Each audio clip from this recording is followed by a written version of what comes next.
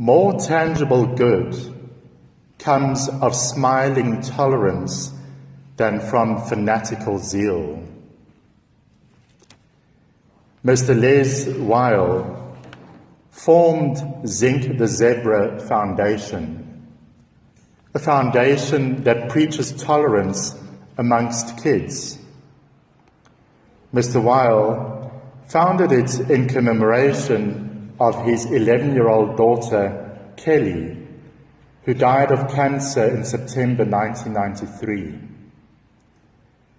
When Kelly Weil, 11 years old, was dying of cancer, she told her teachers that she was hurt more by the rejection of her classmates and schoolmates than by the painful medical treatments she was undergoing from the age of 8.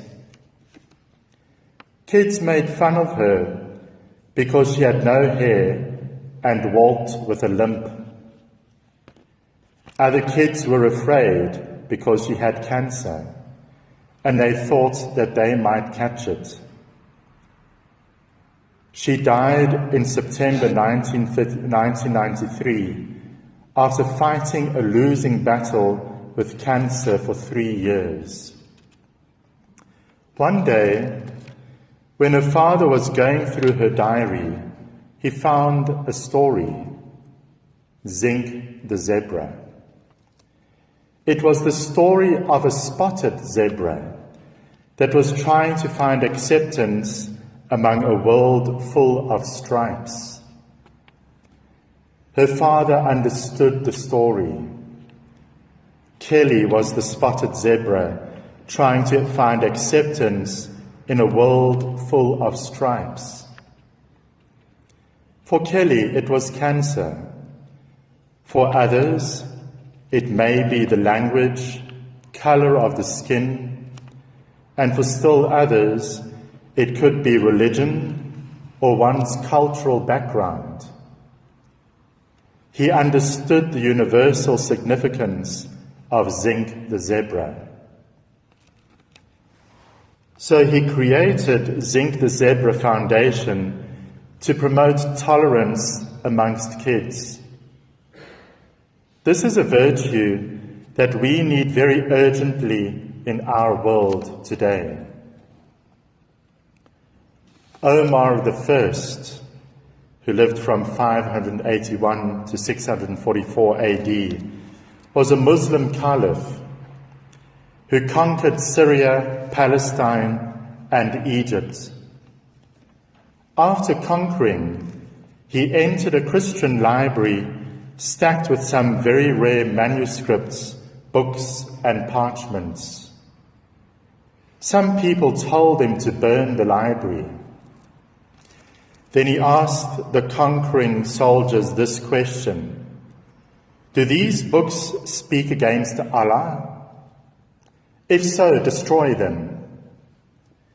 Then he asked the second question: do these books speak in favor of Allah? Even then, we don't need them, for we have our own books. Therefore, burn the library. And they burnt it. Intolerance is ruining the world. It is a curse upon the earth.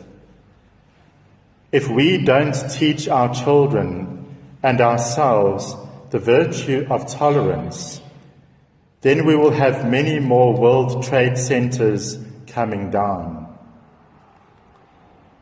In today's Gospel, Jesus gives us a beautiful lesson in tolerance. What a lovely contrast between Omar, who said, if something is not for us, it is against us, and Jesus, who said, if one is not against us, he is for us. In today's Gospel, the disciple John said to Jesus, Teacher, we saw someone casting out demons in your name, and we tried to stop him because he was not following us. But Jesus said, do not stop him, For no one who works a miracle in my name will be able soon afterwards to speak evil of me.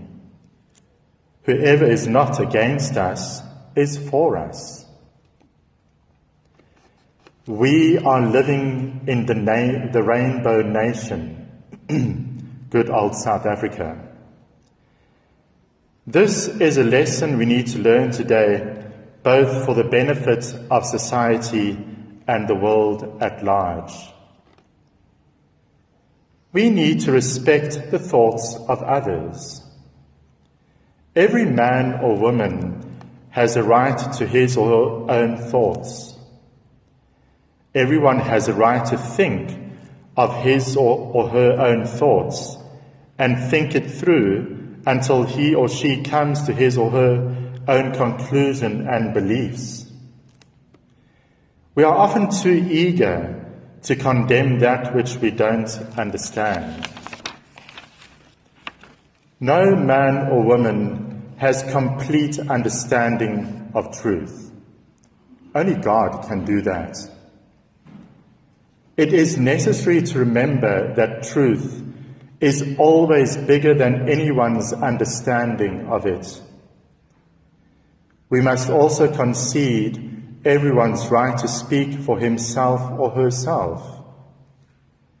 Intolerance is a sign of both arrogance and ignorance, and I would also say immaturity. For it is the sign that someone believes that there is no truth beyond the truth that they can see. We must also concede everyone's right to speak for himself or herself. Freedom of speech is a democratic right. But there are limitations. If somebody incites violence by their speech, if they sabotage the moral principles on which our society stands, they must be combated. But the way to combat is not to murder them.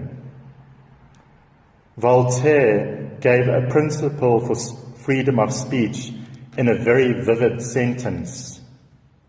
I hate what you say, but I would die for your right to say it. We must remember that any doctrine or belief must be judged by the kind of people it produces. If the faith of a person produces good character in a person, then the faith of that person must be respected. We may hate someone's belief, but should never hate the person.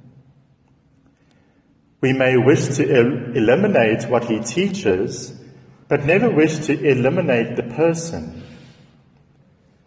Jesus did not agree with the scribes and Pharisees on many things. He condemned their teachings. He wanted to eliminate their teachings, but never once did he wish to eliminate them physically. He hated their teachings, but he loved them to the extent of dying even for them. May God help us to cultivate this beautiful virtue of tolerance, where we'll respect and live with each other in spite of our differences. May God help us to accept each other whose spots don't match our stripes.